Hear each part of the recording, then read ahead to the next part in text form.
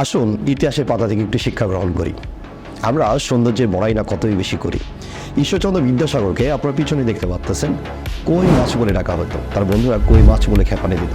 কারণটা কি? তার দেহ ছিল ছোট, মাথা ছিল কই মাছের মতো বড়। সে বন্ধুদের ভয়ে ছাতার নিচে করে লুকিয়ে লুকিয়ে স্কুলে যেত। তার কথা নয় বাদই দিলাম, লিলিনের মতো লোকের কথা যদি আমরা বলি, লিলিনের মাথায় আপনার চিত্রে দেখতেছেন পিছনে যে তার মাথায় চুল অনেক কম ছিল।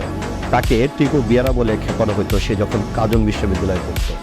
একবার চিন্তা করে দেখুন তো, কনফুসিয়াসকে যেমন আমরা চীনের প্রাণ বলি, লেনিনকে আমরা রাশিয়ার প্রাণ বলে থাকি। রুশ বিপ্লবের মতো এত বড় জনবিপ্লবের যেটা লেনিনের মাথা রেখে এসেছে। রূপ দিয়ে আর যাই হোক পৃথিবীর ইতিহাস পাল্টানো সম্ভব না, মানুষের ভাগ্য পরিবর্তন সম্ভব না।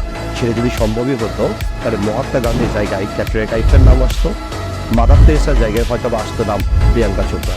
কারণ আমরা জানি ইতিহাস প্রিয়াঙ্কা চোপড়া বা ক্যাটরিনা বা ঋত্বিক রোশনকে কখনোই মনে রাখে না। মনে রাখে যারা পৃথিবীর জন্য কাজ করতে পারে, সমাজের জন্য কাজ করতে পারে এবং মস্তিষ্কের সৌন্দর্যের জন্য যারা কাজ করতে পারে। আসুন রূপের পিছনে না ছুটে, রূপের সৌন্দর্যের পিছনে না ছুটে আমরা মস্তিষ্কের সৌন্দর্যের দিকে ছুটি। দেখবেন আপনার পাশাপাশি 4-5টাও অনেক বেশি উপকৃত হচ্ছে। সেই শুভকামনায় আল্লাহ হাফেজ।